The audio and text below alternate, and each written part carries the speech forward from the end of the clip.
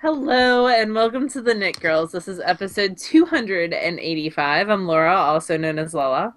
And I'm Leslie, also known as You Don't Call Me Les. It is Monday, January 25th, 2016, and there is a foot and a half of snow in my driveway. There's zero snow in my driveway. It's 65 down here, Yeah, just FYI. it's not here. That snow has been there for 48 hours almost. Whoa! Arrgh! What happened? My dog is on the other end of this. Neelix, move! Stop! Neelix, you are on top of my cord. Okay, there we go. I feel like sometimes we should just have an outtakes episode of Neelix when he plays with the camera. I don't know how he consistently does it. Like, it's pretty awesome. Yeah, well, the cord, because I'm not against a wall, the cord hangs down behind the monitor, and he comes under the desk to come and say, "Hey," He to just me. did it again. Sorry. And I hope no one gets seasick. yeah, well, sorry, not like it was planned. Anyway, yes, lots of snow here. I tried to shovel out, but because the plows come through, which is fantastic that they come through, but they also just add a foot of snow onto the driveway. I think that you have a teenage son. Yeah, I tried that and actually went out there to help him. And after 5 minutes, I was like, this is bull crap. I am done. And then I got the kid across the street to do it for $30. So Oh. he's always looking for ways to make money. So I lie to myself and say that I'm not contributing to whatever delinquency he's a part of because he's like 16. But You know, whatever. anyway, I'm sure he's fine. yeah, so it's cold here. It's not cold there. Nope. T-shirt. Yeah, long sleeves. Okay, All right. knitting. Knitting. Would you like to go first, or would you like me to go first? Why don't I you to go ahead and first? go? I'm in the middle of a row. Okay, I am knitting on. You're also in the middle of a row. I am. That's your But second garter stitch heel. it is. I've got two now. So this is a sock out of Desert Vista Dye Works in the Zombuddy It's Cold Outside colorway. And this is the second one. The first one looks like this. And it, like Leslie said, it's got a garter stitch heel from Lucy Neeby, and we discussed that pretty much at length in the last episode, so I'm not gonna really go back into that. The second heel went a lot faster than the first because I knew what I was doing and I didn't have to rip out quite so much.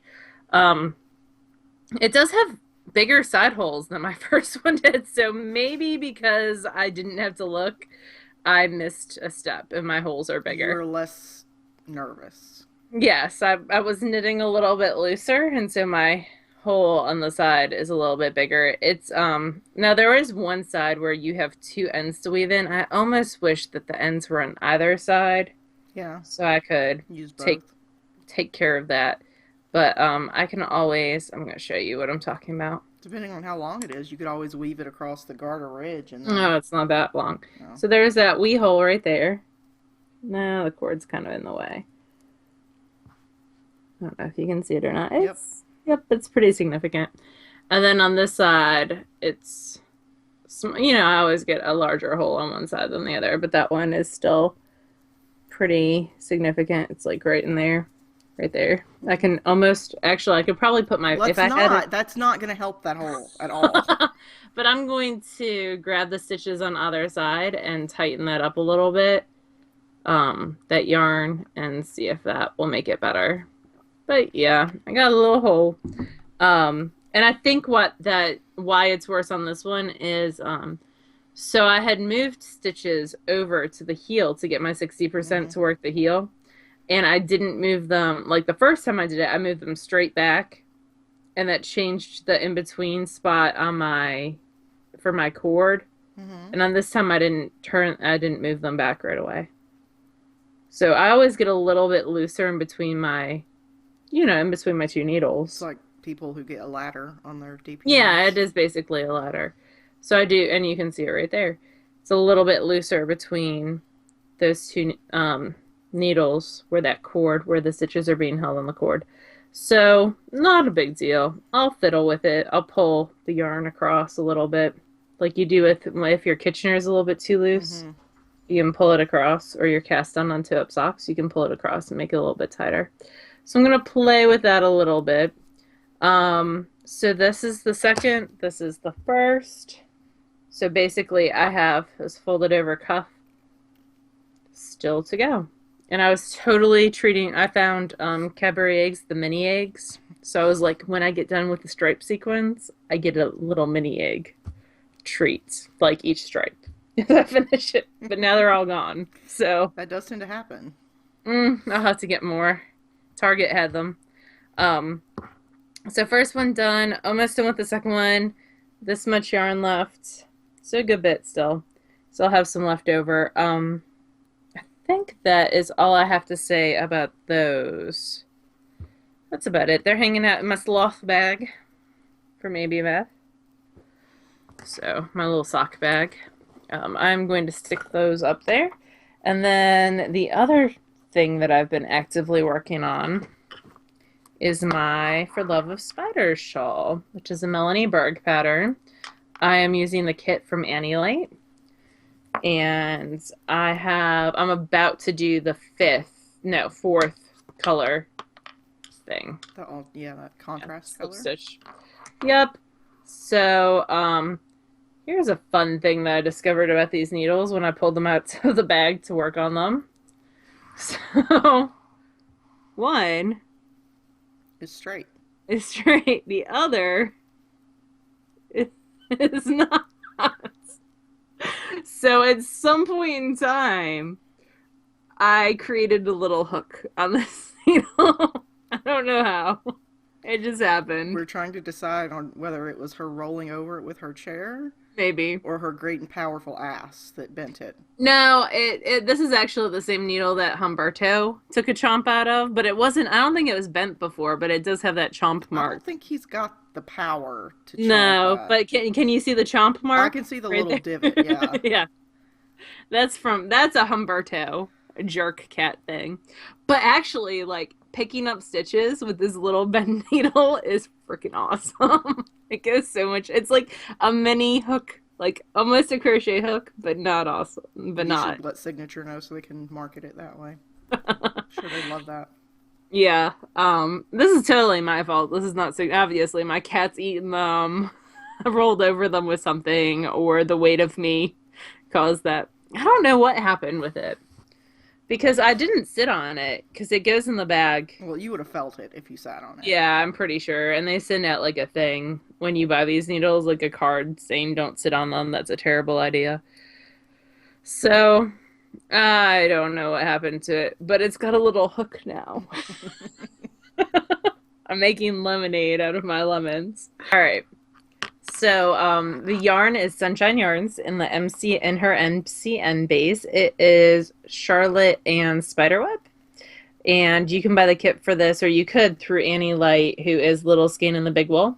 So I have one more slip stitch and then another sequence to go, and then I get to the big slip stitch part. And it's in my cute little Charlotte's Web bag. So that's what this is based off of. It's very coordinated. Yeah, and I'm carrying the yarn up the side. I did not do a good job of remembering to do that this time, so I do have a little bit of a longer strand. And you can see it on that side, but I don't think it's going to bother me when it's on. I think it'll be fine. I think it would bother me more to have 4 ends to continually weave in every time I cut it. Well, it's short term versus long term, I guess. Yeah. So...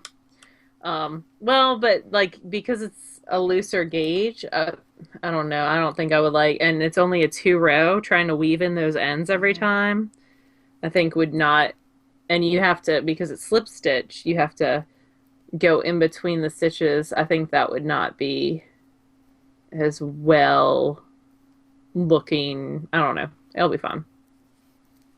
That is my, For Love of Spiders. So those are the only 2 things. I do have something that I moved to finish. Well, I'll talk about it in finished objects. So what are you working on?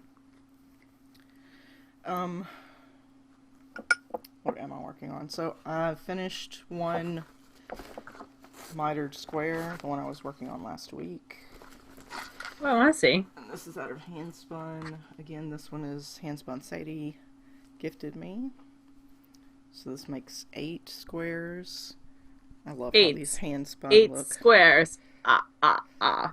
They look so pretty. Oh, that is pretty.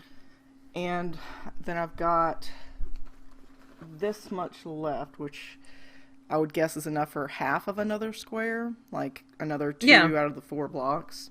So I need to wind another skein, which means I just need to go in and grab one. So do you have them all in one area? Yeah, or? I've got them all sectioned off in a drawer. Oh, cool. And then I wound this yarn, but I haven't found the right project for it yet. This was sent to us by Ginger Twist. Oh, yeah. Jessica over at Ginger Twist. She sent me a skein of the Super Sheep Aran, which is a bulky 100% superwash BFL. Why don't you do one of the hats from the tea collection book? I think I'm going to. My only issue is that this is a variegated, and there's only a couple that are done in a variegated. So it's hard. Earl Grey, I think, the one that I did for Kobe.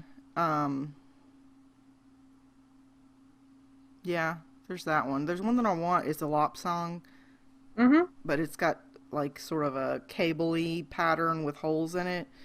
But I don't know that it would look good in this. So we'll have to see. I'll probably cast that on this week because I really want to try this yarn out. It was nice to wind. Oh, good. By hand, so. I have mine's like a bulky to do. And then as far as what I'm working on right now, sorry, I'm trying to move the sock blocker. I am working on a pair of socks. So I love and I hate the Shut Up and Take My Money thread in our group. Oh, yeah. Because I see a lot of wonderful things. And usually one out of every... So let's explain what that is, because some people might not have seen it. So in our Ravelry group, there is a thread where you can basically self-promote, regardless of what you create. It can be patterns, it can be yarns, it can be baking products, it can be anything. Anything that you offer for purchase or what have you, you can link in there. We only ask that you be a member of the group. That's it. That's the only request. And so one out of every couple pages, I end up buying something from there. So I decided to try this new dyer. Well, she's new to me. She is Crazy Dog Yarns, and she's out of Canada. And this is the pretty. Step all over me colorway. And I liked it because it made me think of what's his name on Big Bang Theory, the weird guy. Oh God, people are screaming at me. That's my spot guy. Raj Howard? No. Raj Howard? The main guy. Leonard? No. Leonard is the kid from Roseanne. Sheldon? Sheldon, thank you. That's the guy I was looking for. I was the main character guy in my mind is Leonard, but okay, continue. Oh, no. Absolutely not. There's a couple of shirts that he wears that are in this sort of color family, and that's what it made me think of. But anyhow, I decided instead of using sort of the plain basic top-down pattern. I asked Laura and a couple of other friends for something different, and what I ended up going with was just a basic flap. Oh, for your heel pattern. For my heel pattern, for the sock pattern. I didn't want it. I wanted to be able to knit it in stockinette because, hello, that's the best part about self-striping yarns is that you don't have to think about what you're knitting. That's true. And Laura sent me this link to the double gusset pattern. I did, because it's been on my radar to knit for a long time. So it's got the decreases after you turn the heel and pick up stitches on the side of the heel. All the decreases, instead of being on the side, are on the bottom underneath, and they're done in 2 sections to keep them from being too drastic, too much of a shallow triangle. It's two shallower triangles to make the decrease lines look nice. And Plus, it reminds me of double rainbows, especially in that colorway that you're doing. it does interrupt the stripe sequence a little bit, but I don't mind it.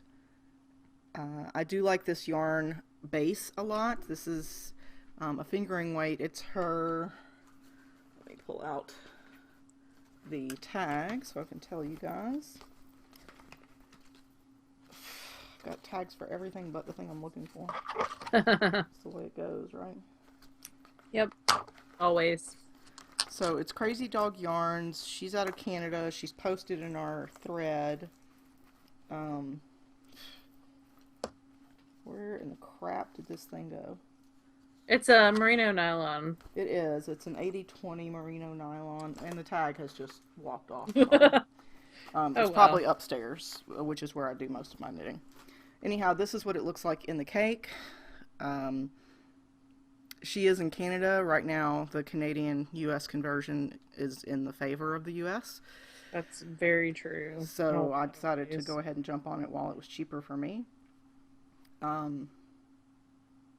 don't think she has any discount codes or anything right now, but she does still have a lot of good colors. Laura and I placed an order again this morning before I talked about it on the show. This morning, because we were like, I saw Leslie was knitting that, and I've never tried her yarn before. Yeah. I asked Leslie if she was liking it, and she said yes, and I was like, we need to buy more, because then we'll never be able to get it again.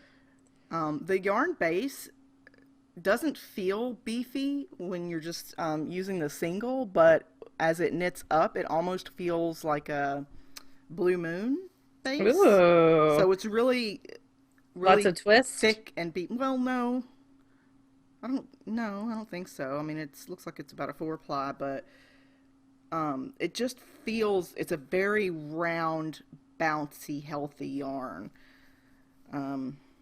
which to me makes it, because I'm a tight knitter, it makes it a very densely knit yarn. If I use my normal gauge, which isn't a bad thing for me. So I like it. I do like the base. I mean, when I wear socks from Leslie and then I wear my socks, I'm like, man, I'm knitting socks wrong. Because hers are so dense and nice. Yeah, mine are snugger. And even if I went down to like 000s, I don't think I could get that. Well, I wouldn't want you to hate yourself enough to have to go down to 000s, honestly. So anyway, I'm knitting these on my Haya Sharps, 2.25 millimeters, and that's pretty much it. Cool. Do you have anything else on the needles? Nope. Do you have any finished objects? I do. Are you busy? You want me to talk some? I am busy. Okay. Can you talk about your... I'm not weaving at ends. I'm seaming. But I'm almost... this is almost a finished object. So if you talk for like 2 more minutes... Okay, I can do that. So, and my projects are living in my Pac-Man bag, mainly because this is Kobe's favorite bag, because it's the only thing he can relate to that I possess that's knitting related. So I am finished with my Gales Art Sock Blank socks. This is the December 2015 special secret sock blank in the special snowflake colorway. So this is what's left of it. Still probably enough to do 3/4 of a sock. And I finished it, thank goodness, because while I love Gale and I really adore being able to knit directly from sock blanks, I did not love knitting mostly white. Yep. But I learned that, so. Yeah, they're pretty. They're gorgeous. I like them. I just probably wouldn't knit a mostly white sock blank again. She's got those extreme ones, so you would never have to knit a mostly white one. I know she does. Her shop's on... She is in Destin, Florida right now on vacation, so her shop is going on hiatus for a couple weeks. So this is what they look like completed. These are both just plain top-down heel flaps with the normal gusset on the side. They were 72 stitches around, knit on 2.25 millimeter needles. They are knit to my size.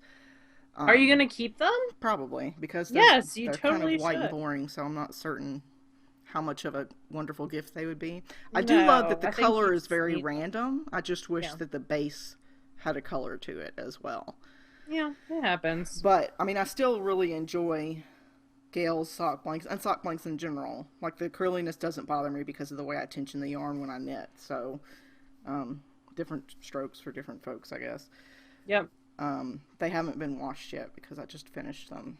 Well, that's a blatant lie. I finished them a couple days ago, but forgot to soak them before we I did started. that with my spinning And last I night. I just meant didn't. to. Yeah, I'll soak them after we're done recording. Um, and that's pretty much it. There's nothing else that you want to say about that? Are you sure that there's nothing like another I've minute got that you some want to say? cross stitch I'm gonna do. Uh-huh. That is going to a friend of mine named Lemaire in Lake Tahoe, who she works on the team that I work on. And she's very much like me, except she's probably 10 years older than me and much more vocal than me about how annoyed she gets with people. That's And hilarious. it's That's gonna be, always the best on conference calls. and she's not Puerto Rican, she's Cuban. So when she gets mad, it is really funny because she lets that accent loose when she gets mad. Every other time, she's totally, you can't even tell she has an accent. That's hilarious. But I'm making one for a cross stitch for her that says, I hate you the least. Aww. So, Way to win. bought the Win pattern, things. got the threads already, but haven't started it. So, Cool. I have two finished objects. congratulations. How did you manage to get two finished I objects? don't know. Well, one's it's still not finished. So the first thing that is totally finished is I knit another baby hat. It's made out of the piggy. Oh, my piggy's up there. You can't see him. It's yeah, it's made out of leftovers, all the leftovers from Leslie's piggy. So this was a bat from Unwind. Oh, I have to get my piggy. Hold on. Okay. From Dana of Unwind. I spun one of her bats, which was a lovely spin many, many years ago. And like 2 years ago, I knit Leslie that piggy out of it. Piggy, piggy. And it was the perfect piggy colorway, like perfect. But I had this little bit of leftovers. Like you guys can't really see, but I have like little bits of handspun leftovers, and I'm not going to throw them out because they typically are like 50 yards or so. So I hold on to them, and every once in a while, they're enough to make a baby hat. Mm-hmm. So, or something else, like I'll use a stripe or something and something else. So this was enough to make a baby hat. It is a 60 stitch cast on size 6 needles. You knit 2x2 ribbing for 8 rows. Then you start working stockinette, and this has not been blocked yet. Knit stockinette till the entire piece measures around 5 inches. Then I do a decrease of knit 4, knit 2 together all the way around. Next round, just knit around. Then it's knit 3, knit 2 together, so you get that spiral top. The decreases just spiral around. But this is a little bit wonky because A, it was in a cake for multiple years, but also it's a little bit wonky hand spun because it's my hand spun. So of course it's a little bit wonky. So that is done. I I got an email last Thursday. I think we said, I can't remember because we recorded this show 3 times, but we might have said during the recording that actually went live that I always have last minute baby showers for coworkers. This is a fact. And they give you very little notice, which is why I tend to restock my bin quite a bit. So I got an email on Thursday saying there was a baby shower tomorrow, like Tuesday. But it just got canceled because she had the baby. I think she had the baby. I didn't see her at work today. So there's that. So when they reschedule, I will have she's having a little girl. This will be done. And then I also knit out of scraps from some of the baby hats, or not baby hats, the tea collection hats. I did the lapsing hat, and I had some around 25 yards of leftovers. So I made. No. This is what I was just seeing. And they've got holes in them for a ribbon to tie, and you can either. She recommends braiding yarn to make the ties. You can also do I-cords. And then she actually recommends braiding I-cords. I was like, yeah, no. I would go for ribbon. So I am lazy. I bought 2 ribbons at Michael's yesterday. And of course I didn't have them with me when I went to buy the ribbon. So this is the first. Mm-hmm. And it's got shiny. And then this, and they're soft ribbons. That's super shiny silver. So I would totally go with the shiny silver. I'm 100% dead serious. that's what I'm thinking too. I would totally go, and I was going to say I would probably have done like a gray grosgrain or something, but Yeah. I really dig the sparkle. I totally would do that. They didn't have gray at Michael's otherwise, and they did have green.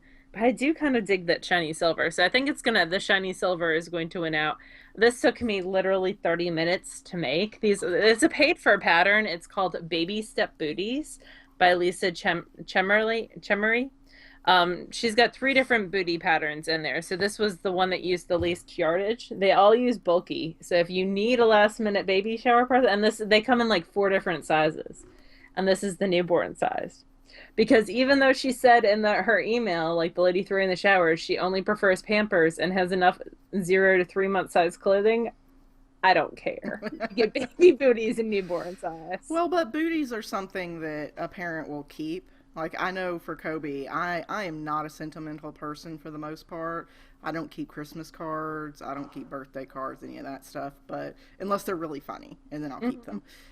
But like Kobe's first layette, like what he came from the home from the hospital in, his first pair of shoes, and a couple of other little things I've kept. So that's the kind of Yeah. thing people will keep. Yeah. So I thought they were cute. Um, there we. So those are my two finished objects, are those. I do have some spinning. So I finished two spinning projects. I did not have work on Friday because they thought it was going to snow in Mississippi, and they thought it was going to be like 2 to 4 inches, which Hmm. is a lot for Mississippi. And we got maybe a quarter of an inch, maybe an eighth of an inch, like not even enough to cover the roads. But they had already kind of canceled at that point, so school was canceled. So I spent Friday spinning. So the first thing that I spun, and these have not gotten their baths because even though we put off recording, I did not give them their baths.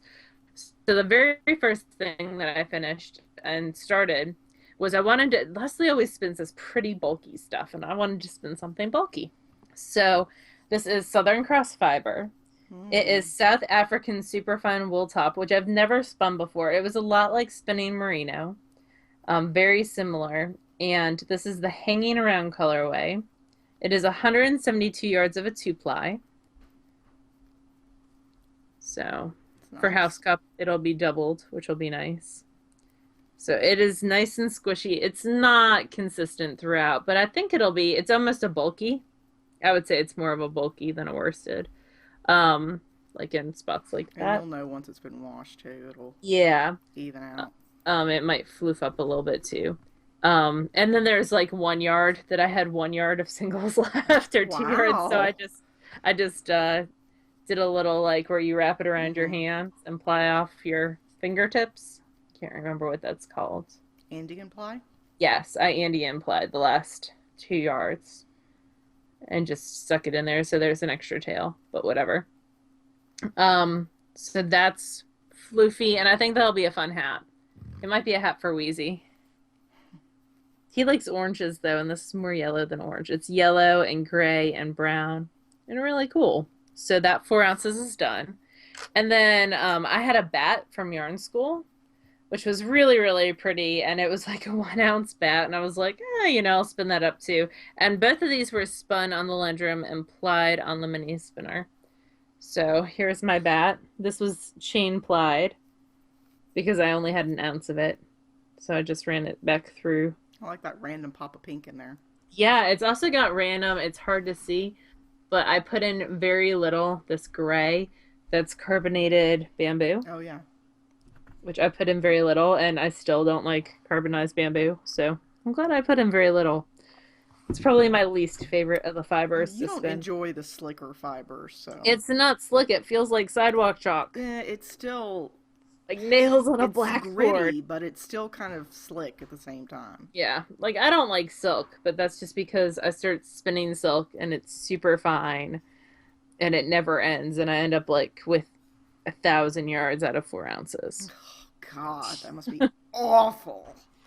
So this is my wee little bat. It is 45 yards. And I took it off on a nitty naughty. Because I was like, that's not even enough. My little Kromsky nitty Yeah. naughty, which is only this big. Nitty naughties are, if you're not familiar, they have like a crossbar and then two arms on both sides. Like the arms make cheese. like that, and there'd be one at the top too. And you can wind off using that and it makes a big circle. Um, like that. Or a very little circle. Actually, it's probably I don't know that that's a 1 yard segment. That might be a half yard. Yeah, I don't think it's a 1 yard. I would say that's a probably I think that nitty nutty must be a half yard then. So it's really 22 and a half yards. Enough for some baby booties. That's cool though. It's a 1 ounce that you Navajo or chain plied. Yeah, that's fun. And it's out of the stash, and it takes up a lot less room like this than it does as a bat. So those are the things that I spun. I still have on the bobbins. I started some Into the World. This is the first of, this is going to be a 3-ply. It is El Tremento, which means yeah. sunrise or sunset. I can't remember which. It is a Falkland base. I think it was one of her last year, like April colorways. So it's got a gray and a bright orange, some reddy pinks, and then a purple. And it's really, really pretty. So this is the first bobbin. And then there's a second, and then there'll be a third. And how I divided it is I just undid the braid and just looped it so that there were 3 even segments and just that's how I usually split them that way. So they're big stretches of color that will not match up. So it's going to be super Barbara Pulley and super happy. So I still have the wool pierogi roll eggs on the shocked reefs. I just didn't feel like spinning on the shocked reefs because I had my comfy chair, my recliner that I was spinning in. Versus, I need to get that is honestly part of the reason that I don't spin on the matchless as often, because with the mini I can sit in my bed with like a TV tray on my lap and just spin and be comfortable. Whereas my sofa, I'm going to sell that sucker and get a new set at some point because it is made out of like that fake leather, which is great for cleaning. Mm-hmm. But my body puts off an inordinate amount of heat, and so my body sticks to the fake leather. Even at Laura's house before I moved, her parents had the same kind of like, well, theirs was probably real leather. They had a real leather, but still, like I could even sit on top of a blanket or a cotton Afghan or something. That's right, and it would like stick to it, and I must be broken or just super fat or just put off a lot of body heat. I don't know, because nobody else in my family complains of it. But that's the main reason that I don't sit, in the living room and spin, because I'm too hot. I stick to it too sometimes. But also it's meant for comfort, so it's really cushy. So I sink into it, which is again great for comfort, not for spinning, because then my knees are higher than my hips, and that's not good for spinning. Well, for me anyway, it's not good for spinning.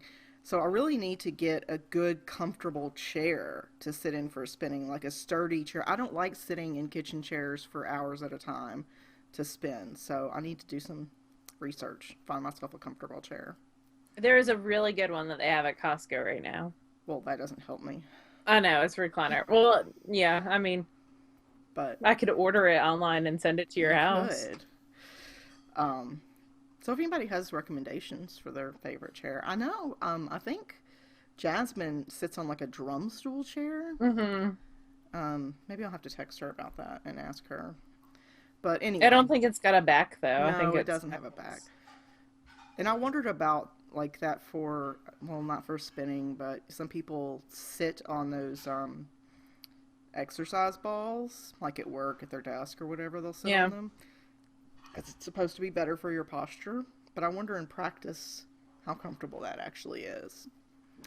So maybe some of our viewers use them and can tell me. Crowdsource. There you go.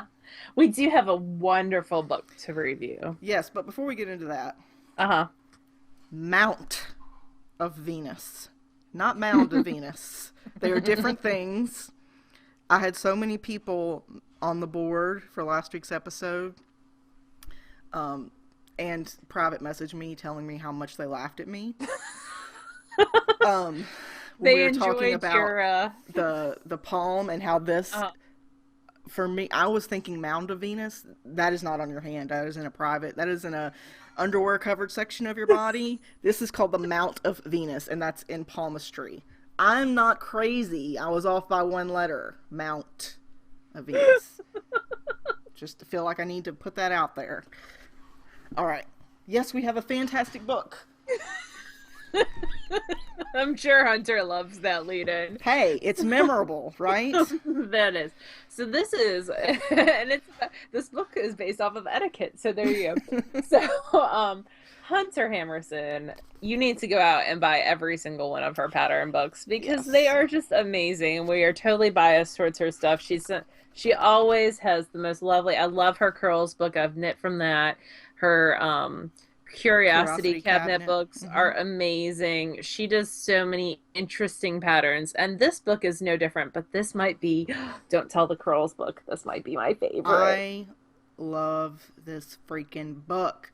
So this is put out by her own label, Pantsville Press. And it is a hardcover with this gorgeous satin bookmark because it is inspired. They are patterns inspired by vintage etiquette guides. And Hunter did, full disclosure, Hunter did send this to us. Yes. But if she hadn't, I would have bought it anyway because it is amazing.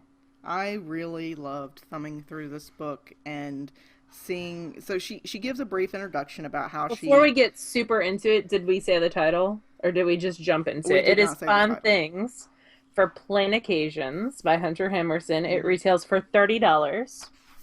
Yes. And I'm not certain that you can. I didn't even look to see if you could get an e-copy. You can. So you can get the digital copy for $21.95, or if you purchase, you can also purchase the hardback through Amazon for like $23. But if you purchase the hardback through her site for $29, you get the digital copy as well. But only if you buy it directly from her, not Amazon. So buy it from Hunter. Yes. And not Amazon because you want both. It is just an amazing book, and I love just like the little details that make it that vintage etiquette guide, very inspired. It follows the theme, yeah. I actually really love the first paragraph of the introduction. She says, "I was the quiet kid, the one sitting in the corner, occasionally behind the couch or under the table, with her nose in a book, trying not to make eye contact with anyone. Books were easy, people were harder." I totally... like that resonates with me.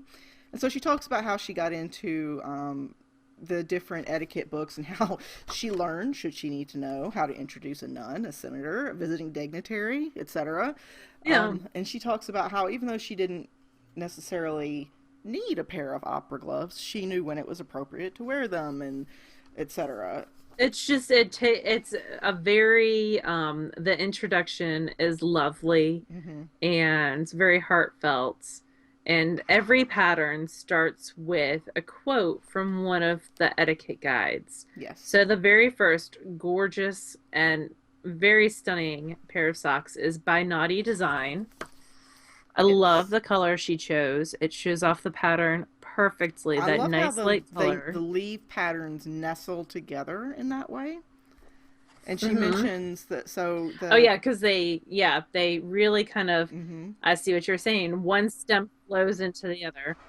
Yes, and so she talks about the quote that inspired them is, "In a former generation, women hid their ankles and gave brief glimpses of them only by accident or naughty design. It was then required of a gentleman that he should precede a lady ascending the stairs. Today," this was in 1923 when the quote was written, "fashion has cleared away all mystery concerning feminine ankles, and a gentleman is permitted to follow the lady as she mounts the stairs." Yep. I love that in 1923, fashion has cleared away all mystery concerning feminine ankles. There you go.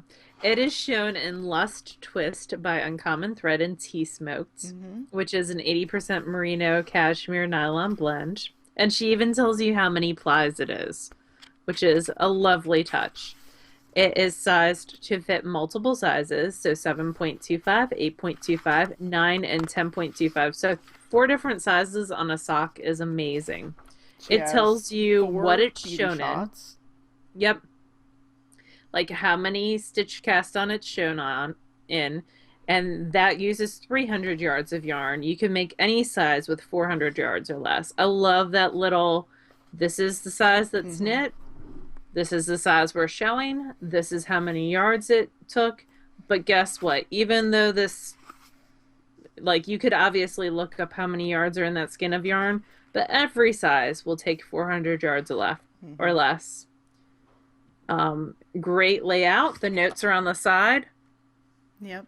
For and quick then the reference. pattern is very easy to follow. Like Leslie just said, lots of beauty shots. There are 4 shots of that sock. Lovely large charts, very easy to read. Oh, like just that little bit. Mm-hmm. It's very clear. Very clear, very large. My eyes are going bad, so I need large. And the shots of the, even though the beauty shots, like they're all different, but they all follow that theme of etiquette. Yeah. So every single, like the focus is obviously on the socks, but you Mm-hmm. can see that she's got the etiquette book in her hands. The shots weren't done sort of in a vacuum. It wasn't handed off to, kind of a random stock photographer. You Yeah. can tell that Hunter's thought is put into the photographs of this. I really love Just Witch's Vogue. Um, this is a shawl pattern, and the little blurb was written in 1937 by Marjorie Wilson in The New Etiquette, The Modern Code of Social Behavior. The blurb is that when one is uncertain about just which is in vogue, a happy medium can be reached by buying dresses that do not disclose too much epidermis. Wear shoulder covering enough to exclude you from the old story of the man who, when being asked by his wife what the women wore at a banquet he had attended without her, said dryly, "From where I was sitting, I couldn't tell." Um, it's basically talking about being modest. Mm-hmm. Um, It's a very pretty shawl. It's a basic stockinette towards the top with a lace edging. oh God, but it's so delicate and lovely. It's a big motif for the lace, which is really pretty. It has a centered quadruple pearl decrease, which Wow. is that's going to be an interesting one. But on the stitch guide, which is extremely well written, there's a paragraph on So telling you lovely. exactly how to do that. It is just so beautiful and delicate, and I could just see that being a piece I would wear. Mm-hmm. I love it. So one of my favorite pieces, and one that's going to be cast on fairly quickly, is A Lady Is Known, which is a pair of fingerless gloves. Mm-hmm.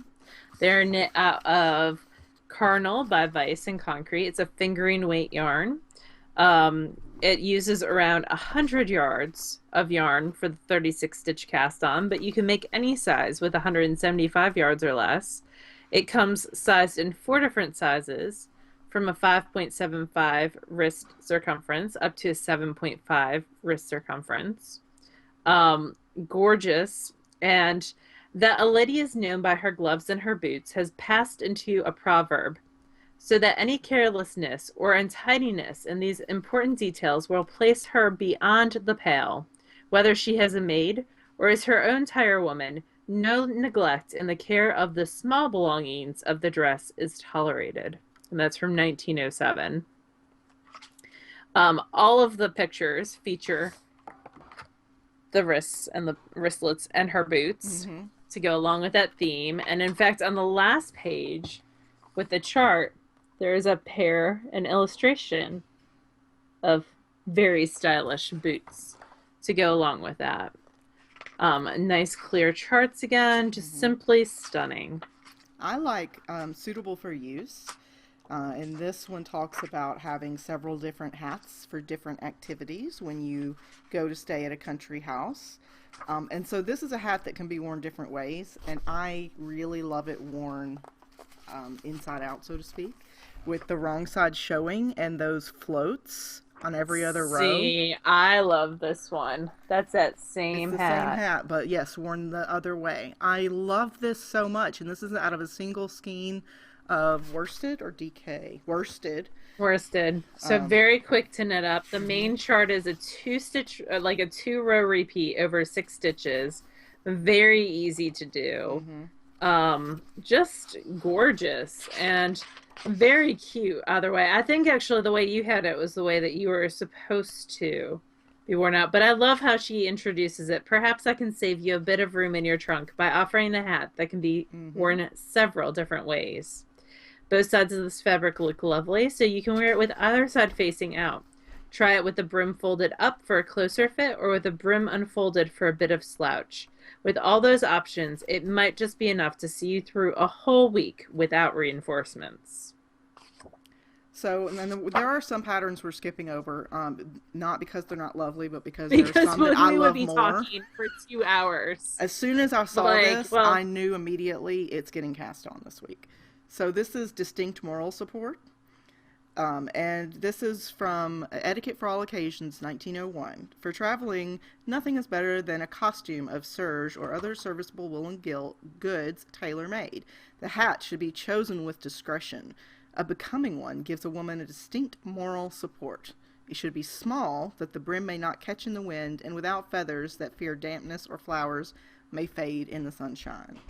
So this one is made in a really interesting way it's with, got like a ruche aspect to it. yes, with short rows, and it's got, you could use, one fabulous button, and it's almost cloche like, Uh-huh. but It uses not a DK weight yarn. tight enough to the skull to be Show that one. considered cloche. But It I uses just, short rows. It's something in it gorgeous. calls to me, and I really must knit it. So I hope to have that to show you guys next week because I really love it. That one's pretty. I really also like the Treacherous Winds, which is more of a cowl that can be buttoned different ways. With some really feminine, dainty looking buttons. Perfect for putting underneath a coat or to dress up like a t-shirt if you're wearing it to work. It uses a fingering weight yarn and right around 300 yards plus 20 small shank buttons. But she says, alas, all my transatlantic crossings have been made by airplane, but a selection of hats and scarves to vary the appearance of my outfits still has tremendous appeal, as does the thought of something warm and soft to keep treacherous winds from blowing down my neck. This piece, somewhere between a scarf and a cowl, should do the trick nicely. The arrangement of buttons and the lacy nature of the fabric let you fasten it in a tremendous variety of ways. Experiment and find your favorite. So there's different ways that you can button it because of the lace fabric. So very, very cool. One of the last patterns in the book, it is also something that really calls to me. This is, the quote is from 1860, the Ladies' Book of Etiquette and Manual of Politeness. The blurb is, be careful always that the details of your dress are perfectly finished in every point. The small articles of a wardrobe require constant care to keep in perfect order, yet they will woefully revenge themselves if neglected. Let the collar, handkerchief, boots, gloves, and belts be always whole, neat, and adapted to the dress. And basically that just is saying, the little things can really make or break your look, if that's an important thing to you. I just really love the look of these. You need to show the next picture where it's flipped with the buttons. Yes, they're super modern looking, but with that historical nod. So you've got the buttons on the interior where you can open or close them to make them wristers. But if you close them, then they just become cuffs. Yep. Isn't that is just so lovely. And these are made using a sport weight. Yep. So they would knit up very quickly. Any only size around less than 100 125 yards. Yeah. As well as some small shank buttons. I just really love it. They're beautifully done. The styling is beautiful and simple. And the pattern is well written. I could see you definitely, if you had like a button jar, getting gorgeous, like mismatched antique buttons and putting them on Mother some of of these pearl, pieces. little tiny ones. Oh, so pretty. Faultlessly Neat is one of my favorites in here. They are, oh, that's not the page that I was trying to flip to. They are these gorgeous slippers that I will knit for myself for the summertime, for sure. Those would be good for like sitting and spinning, since you like to have socks on. Yes, absolutely gorgeous. They use Petaboo Sport, so it's a sport weight, so it would knit up quickly.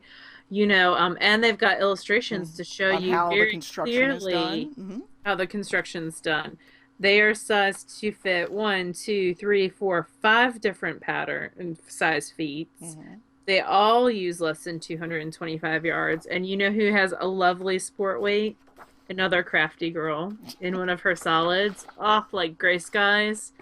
That is what I need for this. Just And absolutely stunning. you can just tell how much thought Hunter puts into it because I've made slippers before, and one of the problems that I have is that they're constantly slipping off.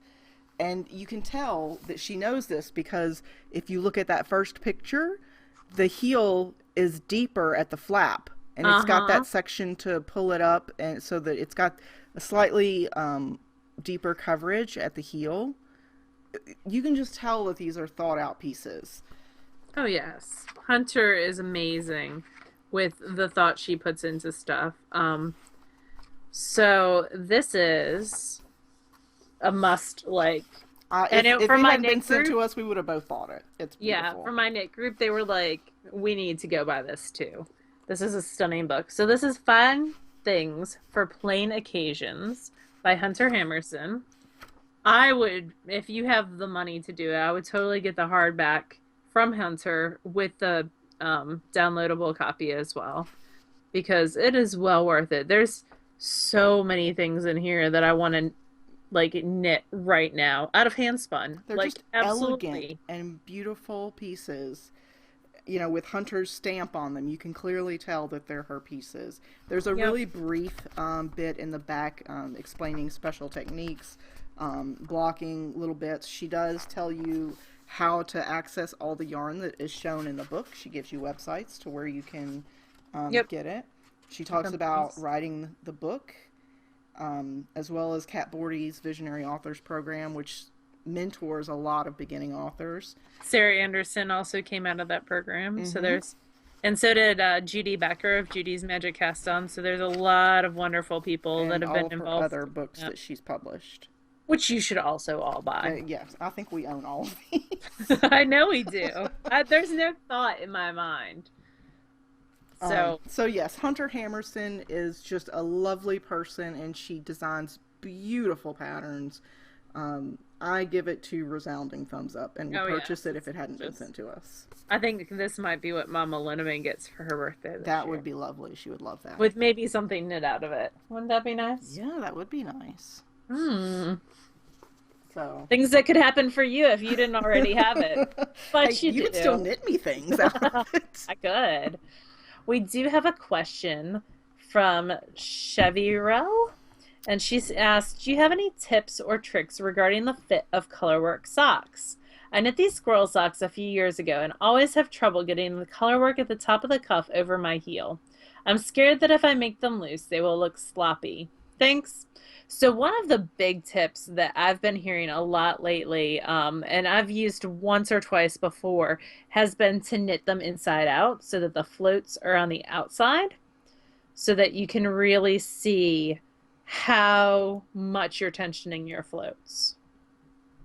So that would be one of my tips and tricks would be to knit them inside out, at least down to the heel, and then maybe flip them so you can really see what your floats look like. I would, and I can sympathize with you, Chevy Rel, because I have knit exactly one pair of colorwork socks, and I've knit exactly Norwegian one Rose, pair right? because they don't fit. Because they are too small. Because your gauge is different when you're doing colorwork socks, and most people that aren't me understand that. Well, when you knit colorworks, when you knit socks, you want more negative ease, but the floats don't allow for Right. stretch and negative ease. So I would say for that pattern, because I clicked the link that we have in the show notes that took me to that, and it's only got patterning, it's only got Fair Isle patterning right at At the the top. top of the cuff, like 2 inches, and then down by the toe. The toe I wouldn't even worry about because it doesn't have to go over your heel, which is where most of the problem with stretch is going to come in. I honestly would just go up a needle size in the stranded section. I mean, that's what I would try. If you're Yeah. going to rip it out anyway, I would go up a needle size and then try to get it over your heel. And if that doesn't work, I would go up another needle size for that section. And then when you're back to doing a single yarn at a time for the stripes, go back to your regular needle size. This is not a sanctioned, approved knitting police, suggestion. It's just probably what I would do. See, when I did Portuguese knitting, I always knit everything inside out. And with Portuguese, you can go very fast with purling, so that worked out really well Yeah, for me. cool. So if anybody else has other tips, you should put them Oh in the yeah, episode thread. definitely. I'm sure that we've only hit on like 0.5% of them. So I'm sure. What are you listening to? I'm still listening to The Atlantis Plague, the second in that 3-book series. It's gotten to the point where it's super sciencey, and it's like blah blah blah DNA, blah blah blah mitochondria. I just, I not that it's not interesting, but I typically use reading or listening to audiobooks as sort of my brainless escape. Hmm. So it's I had to take a little break on it. So I haven't listened to it much this week. I haven't listened Okay. to much at all this week. I did read. So I've talked before about Sarah King. She's linked in the show notes. She is an author who lives in Alaska. She's written the Zero series, which is sort of a science fiction military, but not hard science fiction like a lot of the sort of military space opera books can be. They can be very like Ender's Game ish. And Hmm. the Zero series isn't like that. It's a very character driven story. And so there's 3 books that are out, like full length novels, in the Zero series that are out now. And then there's some novellas. There's the Adventures of Flea, which is a novella, The Moldy Dead, which is a novella, and the one that I just read is The Scientist, the Rat, and the Assassin. And it's kind of interesting because at this point in the story, um, it's science fiction, so there's aliens, right? Yeah. And humans were just inducted into this sort of galactic society 20 years before. Well, it's the we'll say 20 years before, and there are some really strict rules about what you can and can't do in this, galactic community or whatever. And of course, the humans break the rules, and Hmm. they're doing all this genetic manipulation with another type of alien that can shape shift. That's the Okay. term. And because they're naughty and they have broken the rules, they have to have 666 years of basically they get bombed back into the Stone Age. No technology will Hmm. work and anything, and then they drop these big worms on the planet. I call them worms. They're big, like they're the size of tanks or semi trailers, and they eat everything and kill everybody. So really, you don't mess with the Galactic Council, or you be Apparently dead. not. Um, Eaten Anyhow, by like worms but from Beetlejuice. it's because it's character driven. It's really funny, and it's not too technical. It's technical enough to keep you interested, but not enough to make you just want to skip over paragraphs. Yeah.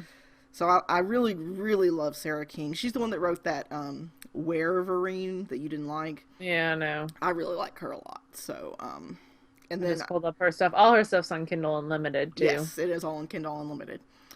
And then I'm reading a book called Beneath the Stain, which is it's a male romance, but it's actually really good. And it's about the music industry and how some musicians sort of live the music, and that's their outlet in life. And it reminds me a lot of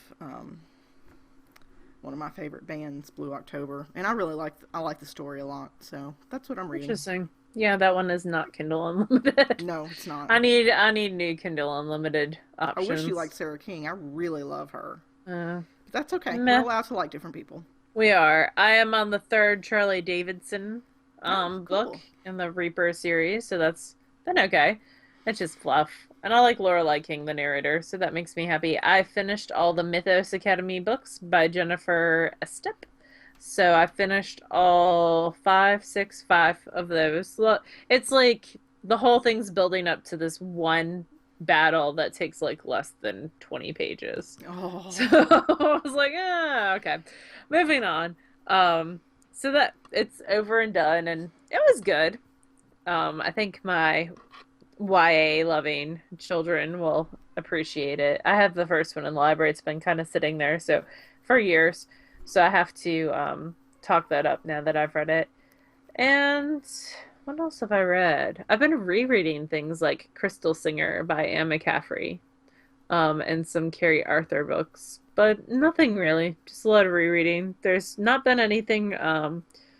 One of the Baba Yagas, there was a short story with Baba Yaga that came out. No, I'm not going to remember. Now I have to look up that You author's. vaguely talked about this a little while back, I thought. Baba Yaga, yep. Um, I'm gonna put in Baba Yaga and I'm gonna get all the folk fairy tale type things. But there was a new one, and that's like the new one comes out next week, maybe, and or yeah, like the first week in February. Wickedly Dangerous is the first one, by Deborah Blake. And so the new one comes out, and she had a short story that kind of went in between because they're all different witches. Baba Yaga is a Russian folk tale of a woman who takes children, and she's got a house with chicken feet, which is like the best. If I had a house and I was an evil witch, it would totally have chicken feet. And that appears actually, Baba Yaga appears in the Alana Andrews series, the Oh, Kate Daniels as well. oh yeah, yeah, She yeah. Because they're she in the occurs a park. lot in Hmm. different yeah, in the park. She occurs a lot in different well, she's primarily Russian, but you see that character a lot. Anyway, so there's a new one in that kind of series. So that was decent. Short Um, stories, you know. Before we move on to favorite things, I've had a few people on Goodreads friend me, Mhm. like viewers and stuff, which is Yeah. totally fine. But I wanted to say the caveat of you can't judge my fluff because I'm doing a 100 books in 2016 challenge, Yeah. which I don't see as being something I can't do. But in order for me to accomplish that, I have to add all my fluff. So don't judge me. Um, If you follow me on Goodreads, it's all YA stuff Oh, and see, kids. I I link it don't to let Amazon, so it just pulls all that stuff. I mean, it's linked there's to my some that I'm like, no, even I can't admit to that one. But for the most part, I just pull that stuff in and rate it so that it shows that I read it. Anyway, my kids, my coworkers and kids are on it. oh yeah, So no, for me, it's all YA and kid stuff. nobody Um, that I work with links me to the name You Don't Call Me Les. there you Thank goodness. Anyway, favorite things. go. Coming up, I will be unofficially in Chicago the first week in March. I will be teaching at String Theory. I'm just waiting on the contract for that, but we've Cool. pretty much firmed that up. I'll be teaching two classes, one spinning, one yarn related. So that will be going on. Hey, It's like while you're doing that, you said the first weekend in March. March 5th. Mm-hmm. So Renee will be in Philly that weekend with Renee. Oh my God, Knit Dallas Whiskers. Renee Knit Whiskers. Yes, God.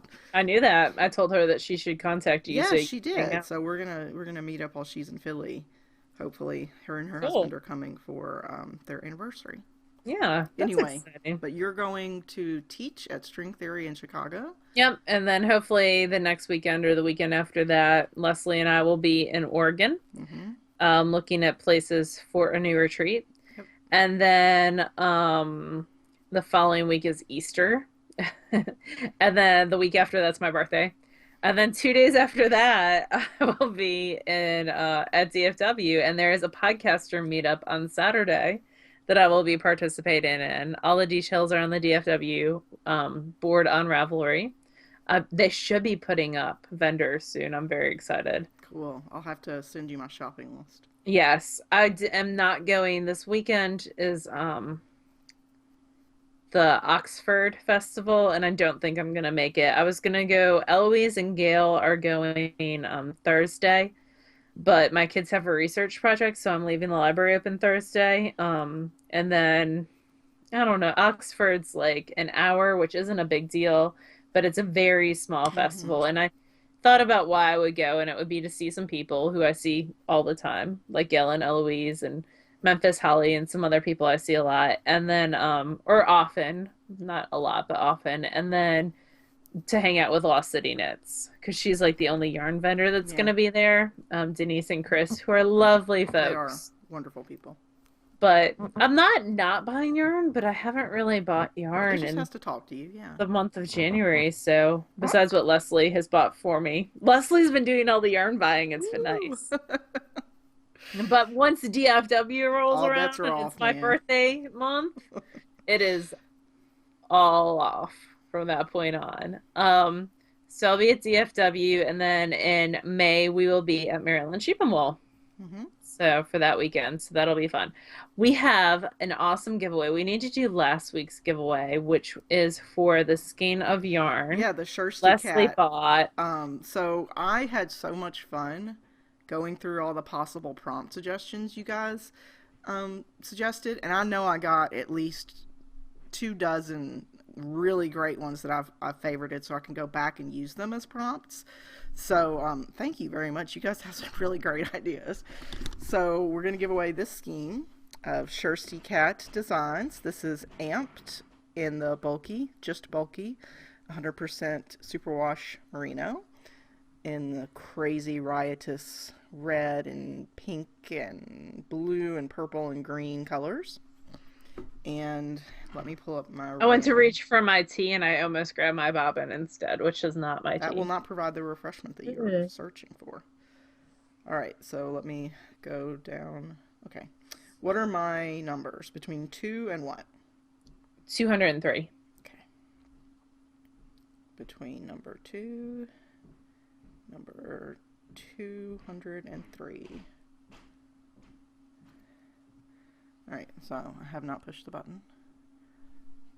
Push the button. The result is number 101, which should be on the 5th page. Fifth page. 101 is Oh Dearlet, Oh, cool. who wants to hear about encounters with muggles and what they have to say about your knitting slash crochet slash craft. I'm sure there's some funny ones out there. I'm I'm sure that there sure are. there are too. So, oh dear Alette, just send me a private message with your Oh, she's from Australia. Oh, cool. Renee. This is going to go Cool. all the way from PA to New Jersey to Australia. There So, you go. oh dear Alette, just send me a private message with your address, and I will get it shipped out to you this week. So we have a product review. Yes, but can I And first say how awesome the packaging for this product is? So they sent us go both for it. bags with the product in them.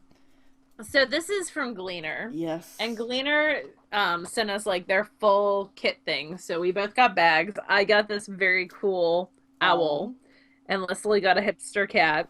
I love my bag. And in it Hmm. were two Gleaners. Yes. So the first Gleaner that I tried out is their Gleaner on the go, and it comes in its own little bag. Yes. So You this can tell I is tried it out. a pill slash lint remover Yep. for not just your knitting items, but for any sort of clothing items. And I have the fun blade on this one. Hmm. And so you just rub that blade against your item, and then you use the velvet to kind of like get the pills as you get them off to remove them Yep. in excess fiber. And when you open it, you have to push down on this little arrow. Maybe. Yep. And all inside are the other two blades. So the thicker blade, this is the thickest, and that's for like bulky Hmm. and worsted. And then there's like a DK sport weight one. And so that's all inclusive, and it's great for travel. You can just throw it in this little bag, throw it in your suitcase, and it's ready to go. And it's actually going to go live in my suitcase. And it also comes with the full size one. They Yep. have different colors. I chose the sort of pale blue one, And I got the and green. it's got the sort of the velvet here that is like a lint remover. And so you can, when you scrape it, you're like this, or when you slide it across, I don't like the word scrape. Well, you're When you scraping all slide those it, like little pills and stuff off. yeah, Yeah. so when you slide it across, this is, and this has the medium blade on it. That's what I put on there. You change out the blade by pushing down on this. I cannot tell you though, so when I don't know why I'm a weirdo, but when I go to like move this across, I always push You down on push like you're there. activating it. Yeah. So then it pops the blade out. I did that like 3 times. Then I was finally like, goofball, Yeah. pull it So back it's there. got different grits. So it's got the white is the finest grit. Mm. Like Laura mentioned, the solid dark one is more of a medium grit, and this one, the sort of wire cage looking one, is the loosest grit. And And then it's got the velvet on the other side that you run across and get all the fluff balls. mhm. And so I did a pair of socks earlier. Well, I did one of the socks. These are some very old socks. They are Cedar Moon, maybe? What was that company? They're no longer in business, something new. Um, and they were out of Ohio. And so this is the one that's already done. And then this one, you can see all the little pills on it, has Mhm. not been done. So there's a definite difference Yeah, it that you can refreshes see. your items. It makes Oh them, yeah, gives them a second life, so to makes speak. them look a lot nicer. So with the socks, what I've been doing is just leaving them on the blockers and running it over and kind of holding it tight. And then you just rub it over and it gets all those little pills out. And what I got off the other sock is that much. Yeah. So it's a good bit of fabric that's come loose. And pills are formed when the ends of fabric come loose. And you can see I've gotten a lot Yep. just doing that off of this without even rubbing the velvet over it. So it's a great product if you're looking for something to depill sweaters and not just because I'm one of those people that sits and picks. I do, yeah. I mean, I Yeah. use these. I had one that I bought from a local shop, and I've used it for all of my long like sweater dresses that I just wear with Mhm. tights. They eventually pill because they're not the most expensive, well-made things in the world. So, every 2 or 3 times that I wear them, I'll just run it through with the Yeah. Gleener, and it'll pull off all those little pills, and And it makes it look nicer. yeah, it refreshes it. It's Sure. like getting it dry cleaned. Yep, So I need to stop because it's probably coming across on the microphone very loudly. But really cool products. And what one of you is going to win is, let me find it. It's this tote bag with the hipster Chihuahua. with the hipster chihuahua and a little bow tie. And then inside is the travel gleaner. I'm kind of leaving it in its Still packaging. packaged. Yep. And then the full size gleaner in orange. Yep. So, and Twitch and Tang is the colorway name. So, what you need to do in order to enter to win this is you have to show us or talk about an item that you would like to depill. I would love to see pictures, and there will Yes. be a thread on Ravelry. The giveaway thread, Laura will start. Yep. So, you will win not one, but 2 Gleaners and Hipster Chihuahua bag. And thank you, Gleener, for Yeah. sending us these to review because my I lost my medium grit for the one I had purchased years ago because I'm not good at keeping up with things. So now I have a new one, which is fantastic. Yay. So And the design has changed quite a bit yeah, since the design is different we than bought those probably 5 years yeah. ago. It's been a while. So that is the Gleener. Another thing that we've been kind of playing with is Creativebug. So Creativebug is a learning platform. Yes. It has all different video tutorials on a bunch of different crafts, including knitting. What else? They have knitting, Embroidery, spinning, weaving, crochet. They do natural dyeing. natural dyeing, sewing, quilting, jewelry. They do all sorts of art and design, like mixed media, pottery, ceramics, painting, drawing, home decor, party decorations, all sorts of cooking and food, and like specialty cake decorations. They have all sorts of lessons. So And it's a subscription service. You like pay by the month typically. Yes, so we're going to talk about this, and we're going to mention another service which has some similarities because it gives you a point of reference. A lot of people have used Craftsy. Yes. And Craftsy has some similarities with this site, and some differences. And that it's video tutorials. Right. Craftsy, you purchase a class. You own that class. Forever. It is a very in-depth class. Mm-hmm. typically around 6 hours. Yes. And it's typically their classes are technique driven versus project driven. And Mm-hmm. once you purchase a class from Craftsy, you own it for forever. You Right. will always have access. You can ask questions to the teachers, and people will post their projects, and it lists the questions on the side, so you can click on them and see answers if they were answered, which they always are answered. Mm-hmm. So that's Craftsy. And their Create, classes range in price from, they do offer some free, and then yes. usually it starts at $10 up to $40, just sort of Some of depending. the photography ones are up to like 60, Yeah. but you can always, they run a lot of Mm-hmm. sales. So So Creativebug is, it's a um, subscription service. It's yes. $5 a month. While you are subscribed, you have access to every single class. Every single class out there for no extra fee, you can access it. And you It's can download the materials like patterns right. for knitting classes and stuff. Or if you're doing drawing, you can download like templates and stuff. Hmm. For every month that you're subscribed, you get to choose a class, or you get what's called a credit, and you can pick a class that's yours forever. Even if you quit tomorrow, that one class that that was your credit, you keep it forever. Okay. Um, so for every month, you get a credit. All the classes are the same value, and you can use your credit for whichever class you want. It's yours forever. But again, while you're a member of Creativebug, you have access to every single class that's there. Yeah. So if you just have if you're a teacher and you're not Laura, so you don't travel the entire summer, you could pay the $10 for 2 months and get all kinds of crazy stuff done. Yeah.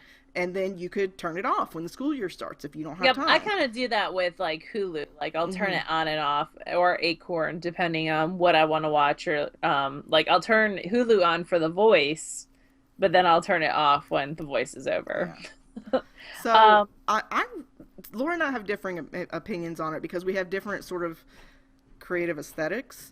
the Um, way our brains the way our brains work are much right, and I different. think you guys already know that. And like Laura is very goal driven, and she likes to make lists and time herself, and she likes to be able to control her sense of like self accomplishment, which is wonderful. I'm much more. I'm gonna land somewhere, and I'll figure it out when I get there. Um, and for me, I like the layout of the site. It's got a lot of clean white space. It sort It of does. resembles Pinterest in that See, it does kind resemble of Pinterest a outlining. lot. Yeah. Um, but I also felt like it was really easy to do general browsing. Like I went and looked. I've been through several of the classes and added a ton of stuff to my list that I want to watch. But I went and sort of somehow I ended up in home decor and learned how to paint a mural, like an abstract mural for my living room, using nothing but like a credit card and daubs of paint. It looks super cute. So I want to do that. And then I meandered over to like the party decorations, and then I came back to like canning and preserves, and then I took a look at some of the sewing, general sewing tips and techniques and things like that. It's real easy to craft jump from one thing to another. Um, Yes. but at the same time, like Laura prefers more technique driven. I like more technique driven Mm-hmm. classes. So for me, like I got on there and I searched short rows, and there are classes that utilize short rows within the projects, but it's definitely more of a project driven platform, I feel like, Mm-hmm. I agree with that. than a technique driven So platform. it'll, they do of the month classes. So they'll do like a quilt block Yes. of the month or a knitting bag of the month or They all have a these cute different. little stuffed toy polar bear. Right. And so they'll, instead of saying, we're going to teach you to sew stuffed animals, they're going to say, okay, this month's class is how to make a bear stuffy. And they'll take Yep. you step by step through that Mhm. particular thing versus here are the ins and outs of how to do every single. So it's less in depth than what you would generally expect out of a craftsy class, but the price is also offset there as well. So Yeah. it depends on what you're looking for. I personally think it's a really good value. I think Oh $5 a yeah. month, and there's no commitment. You can If you're turn it on and utilizing off. it, I think But $5 a month is great. If you're not utilizing it, yeah, then But I think It's it's a really good way to sort of dip your toes in different crafts to see yeah, if it's something that you really want to commit to. You can that's watch a true. class on um, sewing or quilting or canning and see how it's done. The video quality is great. Hmm. The sound is great. And It's it all has the very ability, clear. it's easy to pause and go Hmm. back 30 seconds and stuff Or like do like that. a bookmark on a specific time marker that you want to be able to go back to. Hmm. It's easy to add things to the list that you want to watch. I really like it, and the Katie and the ladies over at Creativebug asked us to take some time and review it, and we have. We've been looking on and off at it for a couple of months Yep. because we really wanted to be able to give you guys solid information. And there are So some projects on there that I'm excited. Like I'm gonna get started on the log cabin baby sweater, I think this week that I there's want to some do. really great items on there. And then even just through, they've got a tab for just inspiration, and just looking Mhm. through there, you can So Pinteresty. yeah, that is a very Pinteresty sort of feature. But at the same time, once you find what you're looking for, you can immediately find out how to do it. So that's cool. For me, I like it. I probably will subscribe, Yeah. at least for a few months to see how often I use it. And for $5 a month, to me, that I can deal with that. But there is Yeah. a No, 30-day free definitely. trial for any of our viewers that want to watch or listen and would like to try it out. Again, it's free for Yeah. 30 days, so you can cancel it and still keep your one free class for as long as you want. Just use the code KnitGirls with 3 L's. Yep. That helps them know that you were sent by us. Yep. Um, at least go and browse through the site because you can look and see what the offerings are without creating an account or anything. I think you might be persuaded. I think it's kind of cool personally. So I feel like I'm waxing poetic about Creativebug, but There you I go. don't know. I think it's worth the value to me. Okay, so next thing is we've got our craft all the things, um, knit along, Yes. craft along, whatever you want to call it. So Beck this put one, in some bread. I'm sad that I live so far from my sister because she's been making bagels oh and bread and really? yeah, homemade bagels. You should go hang out with my I sister. know that one of our viewers made like a gluten-free sourdough that looked really good. She posted about it in the group. See, I do read them. Um, There's lots of cool things. A lot of people who are doing socks for the first time, mm-hmm. which is super cool, or new cast-ons or bind-offs. So the craft all the things is find a new technique, Of try any it out. craft. Yep, any craft. Post about it, your finished object with it in the thread. Your items did have to be started January 1st, and it goes through March 31st. Mm-hmm. So you have a lot of time. And if you want to use some Creativebug classes, check that out Yep. and go from there for sure. We do have three prizes right now. The first is Some beautiful hobbledehoy. yes, some hobbledehoy battling. Sorry, I have an IKEA card over here, and I just not and it has all the things on it Mm. because my desk is definitely type B, and so everything's on it. So Type B is the name of the show. a needle just fell. It was fun. So my friend Carrie and I are in a text group with a couple other people, and it was like she did this thing. Are you type B or type A? I'm so type B. Um, I don't even know what type B is. I just know I'm not type A. I would like to be, but I'm not. I think there's in betweens too. So this is magical realism. It's some gorgeous hobbledehoy battling. So that's one of the first prizes. And if you win it and you don't spin, I will spin it for you. I will take that sacrifice and You spin are it such a for you. generous and kind And then person. we have another crafty girl in the business time in her merino worsted, which is an amazing base and just squishy and awesome. And then another super squishy, awesome base. This is from Red Umbrella. Mm-hmm. Who also posted in our Shut Up and Take My Money thread. Yes, and this is Victoria, her worsted weight. It's a superwash merino, and this is the Sangria colorway. So really, really pretty. And she's from Arkansas. Another crafty girl's from Chicago. Mm-hmm. And Hobbledehoy is from Pennsylvania. Yep. I think Shippensburg, which is almost where I went to college, Two of but I those three didn't. people are vending at our event. Oh, that's true. SSK. our 5th year in Nashville, Tennessee, July That's true, man. 2016. There is a knit along going on in the SSK thread that ends the 31st of this month, and then there's a new knit along starting the next day. And Thea then we have Coleman, the charity knit along, which is up until, ongoing, always. yeah. So all three of these prizes, one of them could be yours if you participate in our craft all the things. And that's about it. Thank you to our wonderful Patreon supporters. Like always, we will draw for Handspun. Ooh, I should spin Next week. something. Next week, and also a skein of yarn. Is it next So, weekend? Because we usually do it. Yeah, it'll be next weekend because we usually do it the last weekend of the month. yep. And the next Sunday is And the the 31st. thank yous are going out probably this Wednesday. Yep. I do have some people who did not put their address correctly when they filled out the form. Hmm. Like, they didn't put their state, and that's or zip code. And that's kind of important. Oh, well, just message me those people and I can Okay. contact them through Patreon probably. Because Okay. there's, like, you can't link your Ravelry name, so unless I just know Yeah. who you are. Yep. So, and I'm not like we're sending postcards, and I'm going to see what the deal is with sending those overseas because Yeah, I don't. I'm sure we just extra postage as well. Yeah, I'm sure.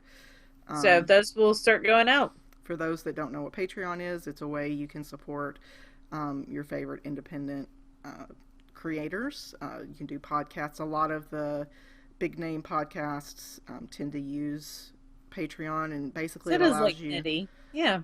Yeah, Nitty. A lot of the tech news ones use it. Michael has 3 or 4 that he donates to every month.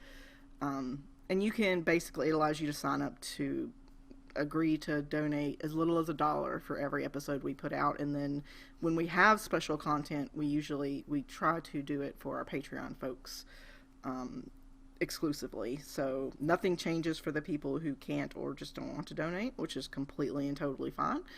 But we try to do a little something extra when we can for those people who do donate. And thank you very much, Yep. sincerely, for those of you that do. It is appreciated. It is going to, what we have is going to go towards buying plane tickets for Oregon to shop out a new site for a smaller retreat. There you go. Yay! And that's all I got. Awesome. Well, enjoy your snow. Yeah. Now that I can get out because Hunter totally shoveled it for me for $30. If you had offered that same deal to Kobe, would he have done it? He was out there with me. We were trying to do it together. Honestly, it was 2 feet of ice and snow. Yeah, that's heavy. Yeah, I'm not. No, I'm old and fat. I got $30. I can pay the kid across the street. Screw it. There you go. Kobe did try to help me, but when I called it quits, he was like, "Yeah, I think I'm gonna go into." So, did you have enough milk and bread to last Yeah. your snowstorm? yeah, we actually our pantry is still completely full, but we're out of like ground beef and eggs. So, anyway, you guys Not don't bad. care about that. So, y'all have a lovely week, and we'll see you again next weekend. Bye, y'all.